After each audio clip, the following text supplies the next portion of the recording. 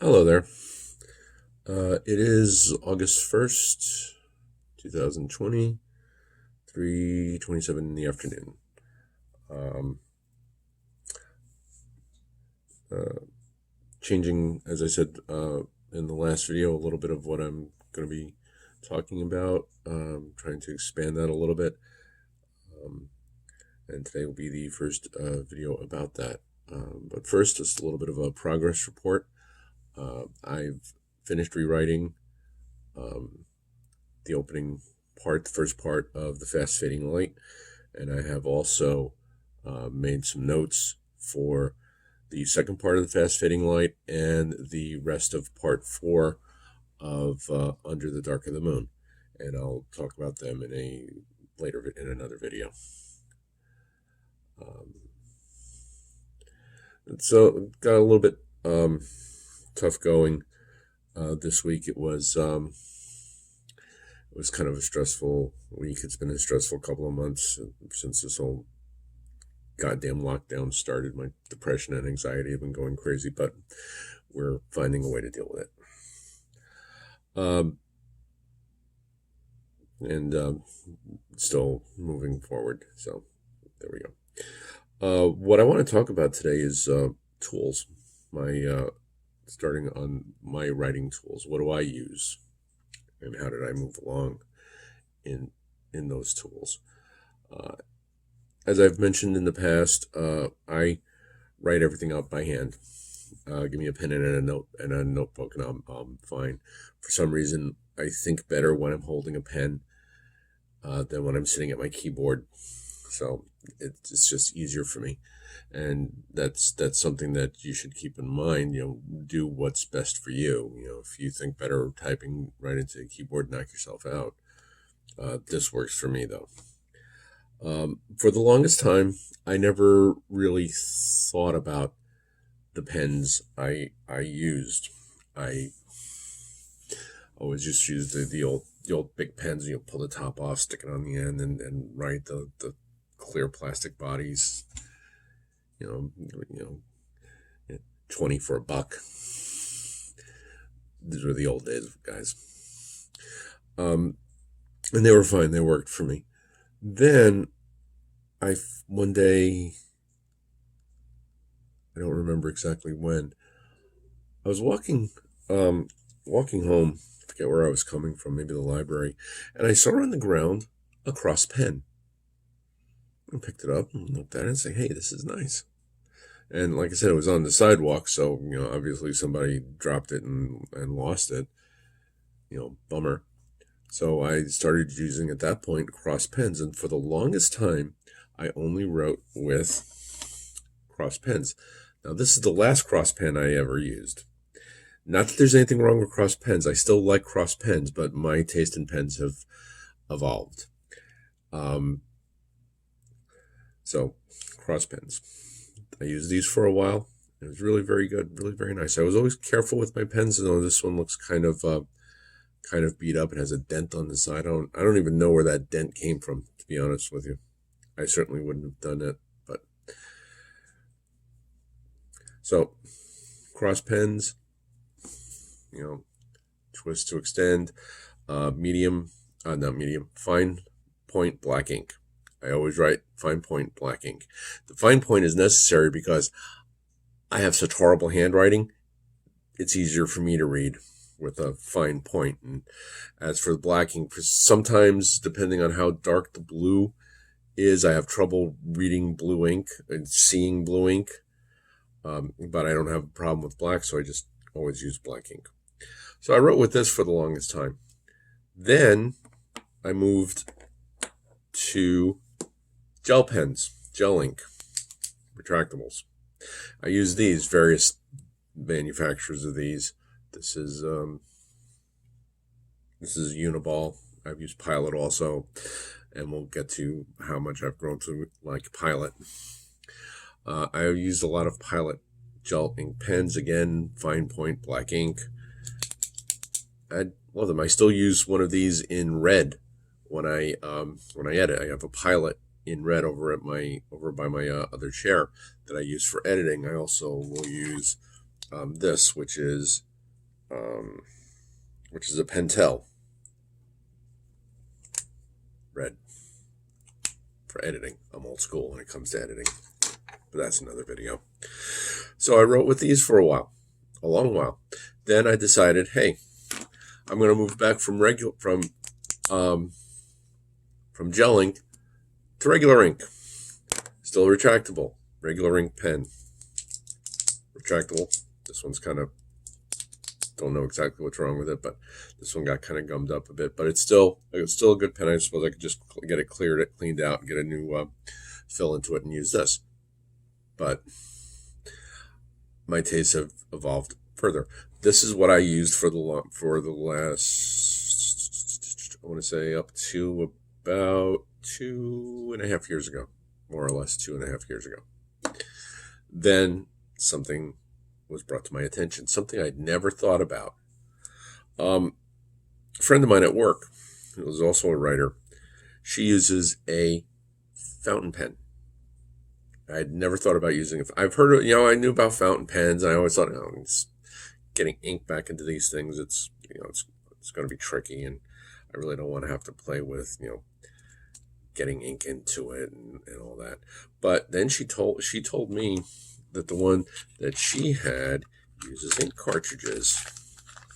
Ink cartridges. To which I said, "Oh, really?" But again, I'd never used a fountain pen before. So I went to Amazon. And at that same time, I saw a tweet from, I forget who it was, mentioning disposable fountain pens. To which I said, So I went to Amazon. Pilot, disposable fountain pens.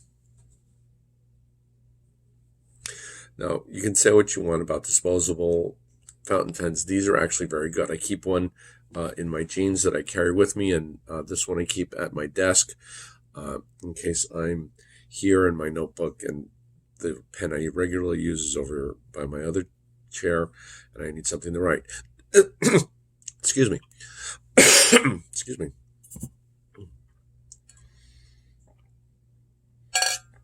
This is actually a very nice pen. It's a fine point. Where's the camera? Okay. Come on, focus. No, you're not going to focus. Okay. It's a fine point. Lays down a nice line of ink. It's, and it is kind of clear on the side, so you can see where the ink level is, which I think is kind of cool. Bought a 5-pack, and before I finished before I got through the first pen, I was in love. I was in love with fountain pens. So then I went back to Amazon, and I started looking. I was looking for because I knew also one of the things about fountain pens, they get expensive. I've been pricing fountain pens, and I'm seeing prices $600-$700 for a pen. So I'm sorry, I'm not, like I said, I've only been working with fountain pens for 2.5 years, and I'm not the connoisseur that a lot of people are. I just like a pen that works, a pen that works good, a pen that feels good in my hand, that that writes well, and I can get refills for. So I went, again, as I said, back to Amazon, and I bought and I found their Metropolitan line. This is it. This is the very first actual real fountain pen that I ever bought. It's the Pilot Metropolitan fine point, standard steel nib. I'll talk about nibs in a second because I have some questions about that. Standard steel nib. This you can use, and this uses the filter. This uses the cartridges, which is a great thing, which was the main selling point. Just slips right in.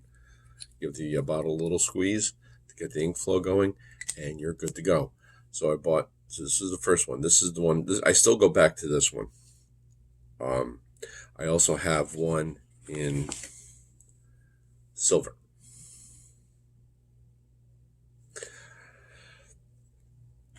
They're the same pen, just different colors. But I like this. Oh yeah, by the way, did you know that was called posting, sticking the cap of the pen on the back? I never knew that. I never knew that. But it feels good in my hand. This one, compared to the pen that I'm currently using, this feels a little heavy now.